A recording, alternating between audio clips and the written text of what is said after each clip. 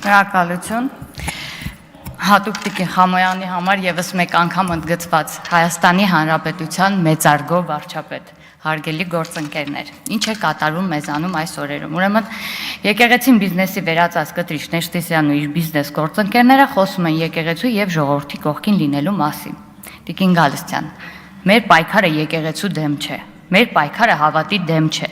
մեր պայքարը բիզնեսմեններից եկեղեցին ազատագրելն է, մեր պայքարը հավատը պղծումից ազատելն է, մեր պայքարը այդ վաշխառու տեսակից եկեղեցին հայ ժողովրդին վերադարձնելն է, մեր պայքարը հոգևոր վերածննդի համար է, մեր պայքարը մեծ առովով պետությունն ու եկեղեցին չհանձնելու համար է,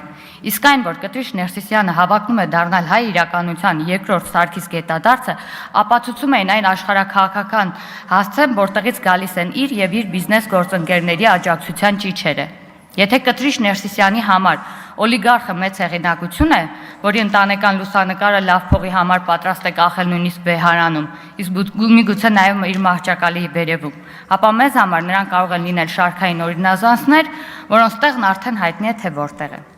Սիրելի հայրենակիցներ, Մարգարիտա Սիմոնյանների, Սոլովյովների, Զատուլիների, Զախարովաների պրոտեժեները իդեմս կտրիչ Ներսիսյանի, Տաշիր Սամորի եւ մյուսների ներգրաված են Հայաստանի անկախության ու ինքնիշխանության դեմ հերթական դիվերսիայի։ Հայաստանի պետականության հանձնում է իրենց վաշխառու տեսակի համար ընդհանրեն բիզնես գործարք է, որի արդյունքում հեռավոր Սիբիրներում գուցե մի քանի միլիարդի ավել տենդեր կստանան, որքան էլ խոսում են Հայաստանից ու եկեղեցուց, Հայաստանը ու եկեղեցին իրենց համար պարզապես լավ տենդեր կպցնելու ատկատ են։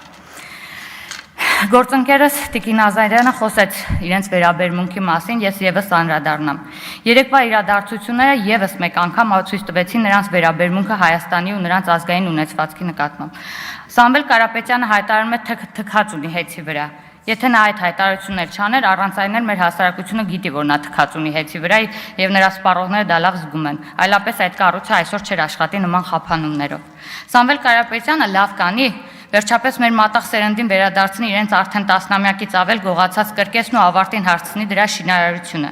Միակ տեղը, որտեղ իսկապես բնական կընկալվի նրանց վարքագիծը, դա կրկեսն է, որտեղ կարող են հյուրախաղերով հանդես գալ ինչպես մոնո ներկայացումներով, այնպես էլ հրավիրեն